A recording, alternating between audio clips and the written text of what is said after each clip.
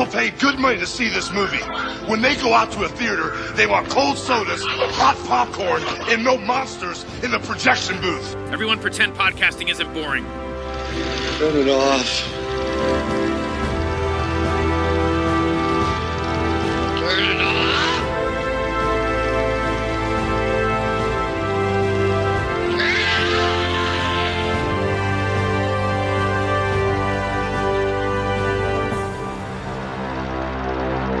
Hey folks, welcome to a special episode of The Projection Booth. I'm your host, Mike White. On this episode, I am talking with our old friend, Nat Segaloff.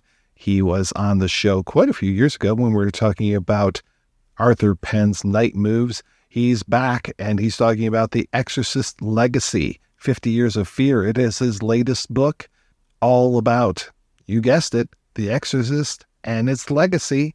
Nat writes about all of the Exorcist films, except for the 3 that have yet to be released, though he does talk quite a bit about the new one that we just had a trailer for.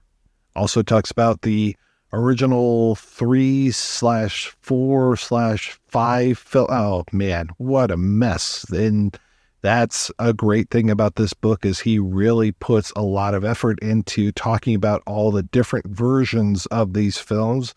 You heard me quite a few years ago talking about Exorcist 2, The Heretic, and the different versions of that. He gets into that in this book, as well as the whole ordeal around the 4th film, which came out in 2 very distinct versions, one by Rennie Harlan and one by Paul Schrader.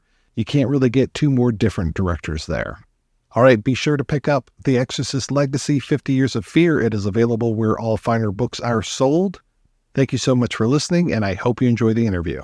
Let's talk about The Exorcist Legacy, 50 Years of Fear. Are you just writing this because it's the wonderful Exorcist, or are you writing this because it's the 50 Years of Fear? It's both, of course. At the end of 2020, I got a new agent whose name was Lee Sobel, and he decided to work for me. He said, what's got an anniversary coming up? Because publishers like to glom onto 25th, their 50th or 40th. Didn't take us long to realize as a team that The Exorcist was going to be 50 years old on December of 1973 to December 2023. And that gave me 2 years to write the book. I did a proposal and he sold it within a matter of days to Kensington Citadel.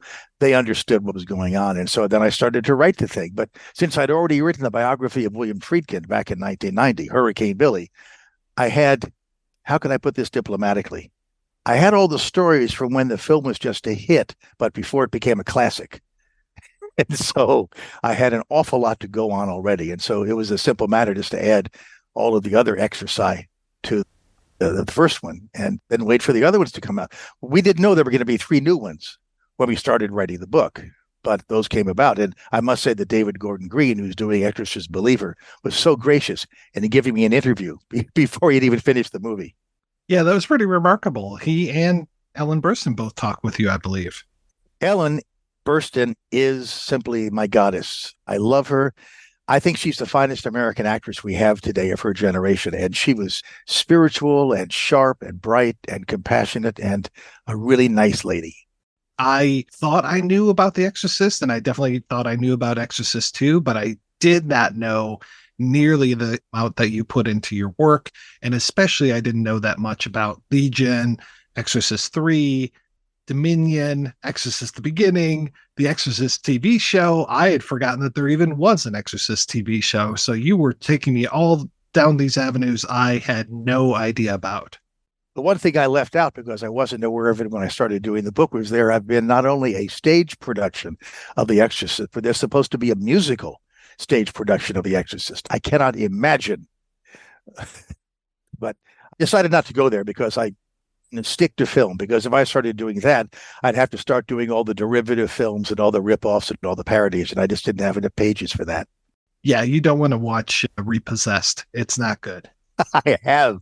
Oh, we've all sinned. Yeah. Yeah, I was curious as far as what your parameters were going to be, if you're going to go down, because calling it The Legacy, I was like, oh, is he going to go down the avenues as far as other exorcism films, other knockoffs of The Exorcist, like Abby? There were so many different ways that you could go with this. This was the way that came out about 90,000 words, and my publisher said, let's go with it. What were some of your biggest challenges writing this one? People were dead. The people from the original film and from Heretic and many of them from Exorcist 3 simply weren't here anymore. Fortunately, I'd done my legwork back in 1988 to 90 when I wrote Billy's biography. People who write film books get seduced by actors because publishers and publicists get seduced by actors. The actors probably know the least of anything involving the films. You want to talk to the grips, the production designers, the production managers, and people like that.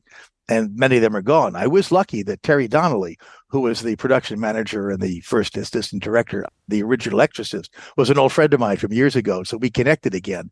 And he just told me anything that was of interest and also helped explode a couple of myths that had come down over the years. So Terry was a good guy. Also, Craig McKay, who was like the junior assistant editor on The Exorcist, who later edited Silence of the Lambs. So he's pretty good. Also gave you some stories from inside the editing room. So it's people like that who really give you the stuff. I mean, Nat, how long have you been in this business of covering entertainment? It started on October 17th, 1970. And I remember that date because that was the date of the New England premiere of a version of Julius Caesar that Charlton Heston was in. And if anybody in Eastern Massachusetts is watching and listening to this, I want to extend my heartfelt apologies because I was the group sales director for American International Pictures, and I sold tens of thousands of tickets to all the high schools in Eastern Massachusetts to put their kids on buses to come in and see this movie.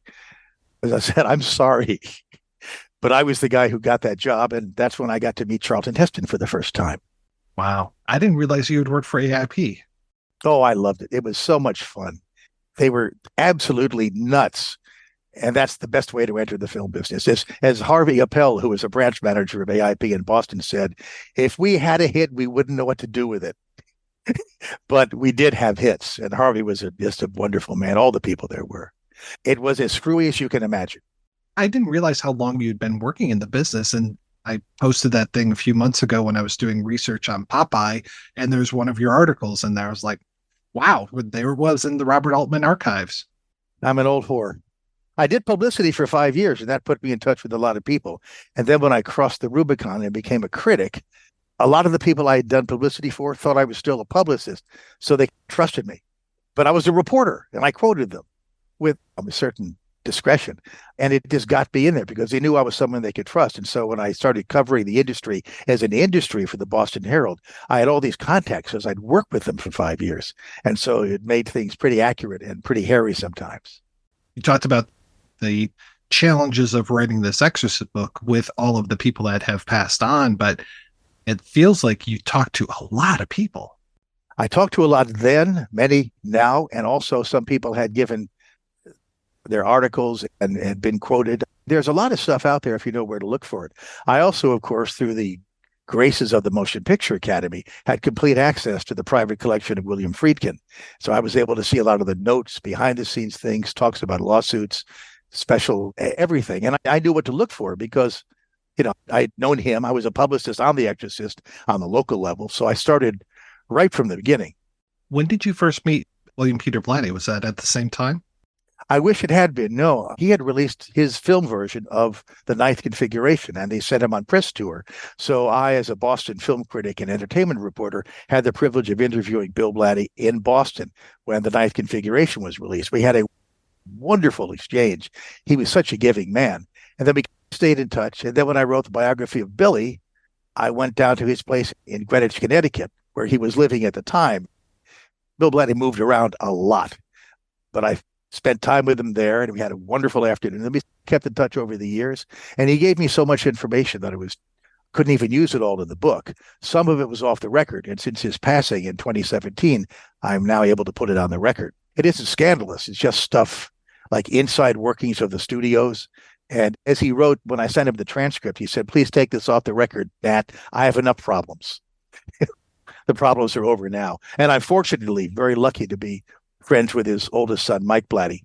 Your archives must just be crazy. I gave them to the Motion Picture Academy several years ago, and they've been used quite a lot, I understand, for research, because I have not only William Friedkin, but Arthur Penn, Stan Lee, John Milius, Paul Mazursky, Sterling Silliphant, Harlan Ellison. It's important to be able to pass on stuff. And if I didn't have it here, I'd be getting all the calls here for Xerox copies of things. So better the Motion Picture Academy has it. How long did it take you to write this book? About 1.5 to 2 years. I'm a fast writer. The hard thing is getting the information. When you write for newspapers, either make it good or make it by 10 o'clock. That's no question. But the hard part was just getting all the information together during COVID, you understand. In fact, fortunately, because I am a donor to the Motion Picture Academy, I was able to get in among the first 6 people to be allowed into the library of the Academy once they opened again after COVID. It was a privilege. We also had to sit 2 tables apart, and they checked you for COVID before you went in. Are you supposed to turn your head and cough for COVID? But anyway, it worked out pretty well. Do you work on one book at a time, or do you have a few things going all at the same time? Don't tell my publisher, who thinks I'm working on one book at a time, but I'm actually working on one book and making notes on another one. But at this point, I'm working on another book for Kensington Citadel. I can't say what it is at the moment, and I put off everything else until I get this done because I want to make sure that it's good. I've got 3 books in a row for Citadel, which apparently they haven't done before. This one, The Exorcist Legacy. In October, I have coming out Say Hello to My Little Friend, A Century of Scarface, about both the 1932 and the 1983 version of Scarface. And then the one I'm working on now, which is set for Father's Day of 2025. It's like having all these term papers due at once. It doesn't feel like you are slowing down at all, because I'm trying to remember. I think we spoke on our Night Moves episode. That was just a few years ago, and you have just done so many books since then. It's hard to even keep up with you. It's more than 10 years ago. I got news for you. The Arthur Penn book was 2011, I think. Where have you been, Mike? I'm waiting to do Penn and Teller Get Killed, but Penn won't get back to me. Teller speaks very well if you'll give him a call. Teller's an old friend and just is so funny. And he's the go-to person for special stage effects, not just magic, but blood and all sorts of things. I mean, he really knows his stuff. Just to put a plug in, they're just now taping another series of Fool Us. So I guess he's tied up for a while. But as far as writing the books, the publishing industry may have been closed down for COVID, but I wasn't. I had to do something besides play with my dog. And so typing was pretty much what I did. Do you have a set schedule where you're like, okay, 9 to 5, I'm going to sit down and just write? Or Yeah, no, it's whenever my dog lets me. He either has to be walked or wants to be cuddled or wants to be fed. So I just write any way I can. I can't imagine the amount of work you went through just digging up all the details around, say, Dominion versus Exorcist the beginning, because that story just felt like it was insurmountable for me as an outsider looking at it all those years ago and trying to keep up with all the ins and outs of that. And I was so glad that you finally put all that down on paper, because I just was not able to follow all of the intricacies.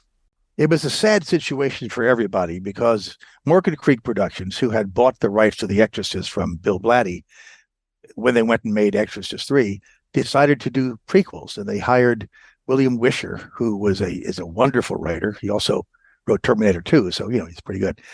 And he was working with, to cut to the chase, Paul Schrader, eventually, who is a pretty good filmmaker and writer himself, to do Dominion, a prequel to The Exorcist.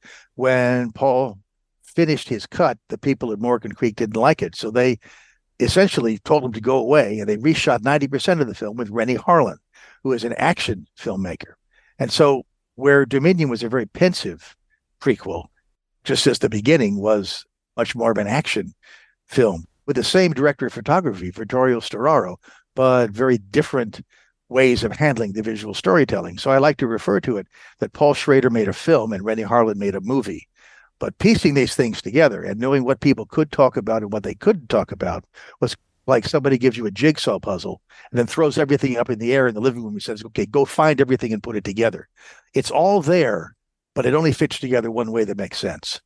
And then you've got the Rashomon effect as well. Yeah, to some degree. Both films did not do commercially, so it wasn't that everybody wanted to embrace the success. Many people wanted to point fingers. But I must say that everybody was pretty honorable in talking or not talking about it.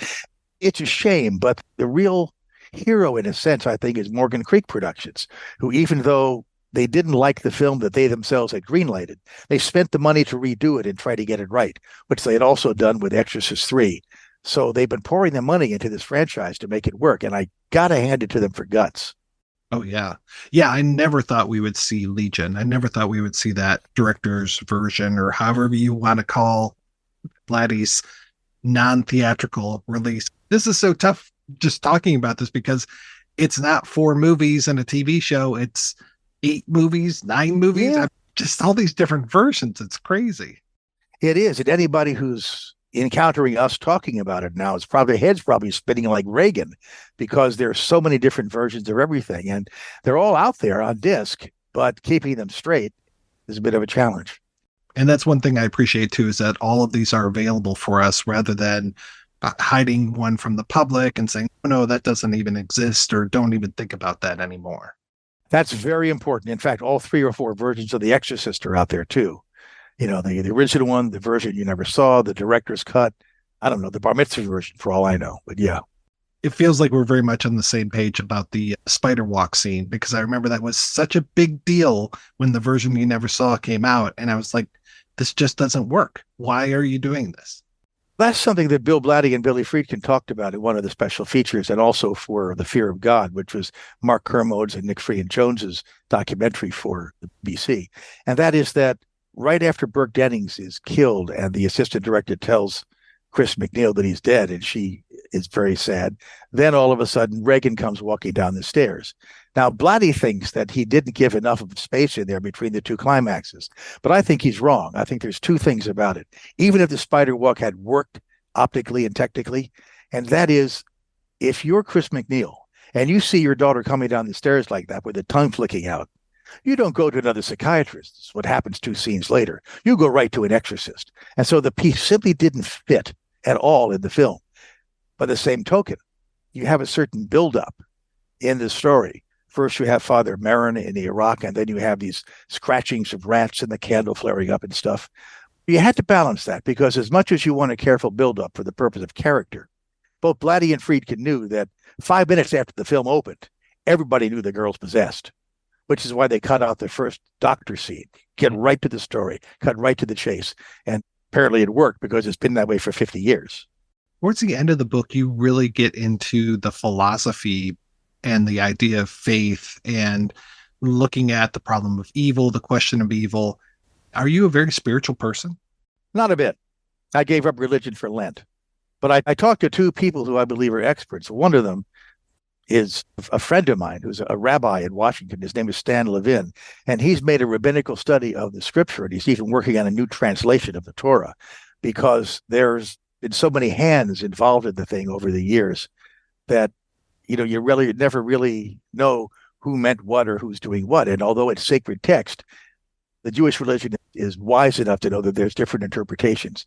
So he's the one who not only took pictures of the Exorcist steps for me and the house where it supposedly took place, but also gave a reading about the history of Satan in the Old Testament and how it's really different from the Christian version of it. It's very, very different. And then we have a folklorist who tells us about the history of Satan in literature and in folklore. The best statement, I think, actually comes from Max von Sydow, who was interviewed, I think, by Mark Kermode for his documentary. Von Sydow may or may not be an atheist, but what he tells us is where he grew up in Scandinavia, the devil is a fool. The devil is not a malicious force. The devil is just an idiot, and he's always the butt of all the jokes. And that's the way he had to view Satan when he was trying to diminish his power when he was performing the role of Marin. Michael Scott, by the way, is the folklorist who not only has written, I don't know how many New York Times best-selling books, The Legacy of Nicholas Flamel, but is also a good friend and contributed to this book as well. He knows how to tell a story. Did not think I would be into it that much, but those 2 chapters that you have just really had me captivated, almost as much as the movie discussion. After you've gone through the various exercise, you want to see what's real and what isn't real. And it's something Bill Blatty has said. It's really what compelled him to write The Exorcist, because when he heard about the original supposed possession in 1949 in a suburb of Maryland, when he was a junior at Georgetown University, he said, this is an interesting story where a boy was freed of possession by a priest. He says, because if you can prove the existence of Satan, then perhaps you could also prove the existence of God and a life everlasting. Now, to my way of thinking, that's like saying, if you can prove the existence of oranges, you also prove the existence of apples. It doesn't work for me, but it did for Bill Blatty, who was a deeply religious, very spiritual man and a very funny and kind man. So I'm going with what his aim was in doing the various books he wrote. His trilogy of faith, The Exorcist, Legion, and The Ninth Configuration, stand as a remarkable trilogy on the meaning of faith and of sacrifice and of what religion means to people who believe in it. The Ninth Configuration is definitely one of my favorites. I just love that movie. Yeah. So much fun, and so many great actors in that as well. He was very good at choosing actors. There's a movie nobody's seen in years called John Goldfarb, Please Come Home, which Blatty wrote and also novelized. Richard Crenna plays an astronaut who lands in Saudi Arabia, where Peter Ustinov is the sheik. And somehow Shirley MacLaine winds up there too. Don't ask me to explain it. Nobody could. But it's the two things are of interest. One, the character actors, Fred Clark and Harry Morgan, and every single great character actor in Hollywood was in this film. And it's directed by J. Lee Thompson, who was the template for Burke Dennings in The Exorcist. Apparently, J. Lee Thompson was really out of his métier, shall we say. John Goldfarb, Please Come Home. And Blatty recognized that and made him the character of Burke Dennings. And then Shirley MacLaine being Chris McNeil. That's fantastic. Yeah, that's how they got to know each other. I always forget how funny Blatty is until I watch The Ninth Configuration and then remember, oh yeah, he used to write comedies, and it comes through there, but also mixes the faith in as well. I think it just hits that perfect tone. He was a novelist as well. His first novel, Which Way to Mecca Jack, is screamingly funny because it's written in his voice. And you don't expect the guy who did Your Mother, etc. in Hell is going to write about somebody going through Mecca. But it's very funny. He's a very funny man. He could dash stuff off. He was very prolific. Yeah, getting up there with you, I would say. Without COVID. Thank you. I know that COVID obviously made things difficult for you, but did it also turn down the noise of other projects that you're working on? The day we went into lockdown, which every single project that I had in development here in California dissolved. I was working on a television documentary. I was trying to get a feature made, and I was looking for work in general. Everything just turned to poo on that day, and it's never found its footing again. I hope we can talk again about Scarface, because I have never been able to make it through the Brian De Palma film, but I love the Howard Hawks film. Then we can have 2/3 of a conversation. Nat, it is always a pleasure talking with you. Thank you so much for your time. Thank you, Mike. Thanks for the call. The next time you're in town, Zoom me. Hey, all you pieces of shit with daddy issues. I know you came here for the good shit. Just so you know, my pronouns are fuck you. Now sit down and shut the fuck up. What an excellent day for an exorcism. How'd you like that? Immensely. Ooh, exorcism rhymes with extra jism. Seriously? I'm possessed, asshole. What the fuck do you expect? An exorcism brings us together. Us and you. Why don't you take these straps off? I'll show you what tricks I can do. Oh, I'm the devil. Whoa, bitch, you're in trouble. Whoa, I'm the devil. Impressive. If you're the devil, why not make those straps disappear? They're like part of my ensemble. Your mother sucks cocks in hell. Oh, well. Your mother sucks big, fat, thorny fucking cocks in hell. Lucky girl. She's in here with us. You can leave a message with me. How did you know she died? I'll make sure she gets it, but she'll be getting it anyway. Every way. 'Cause I'm the devil. You're in trouble. I'm the devil. You're in trouble.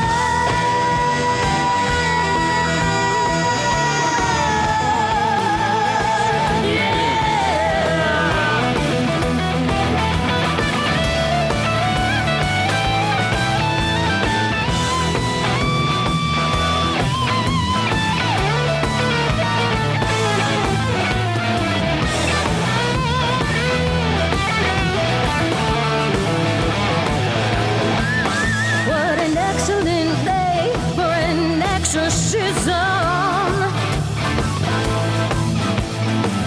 exorcism rhymes with sex in prison.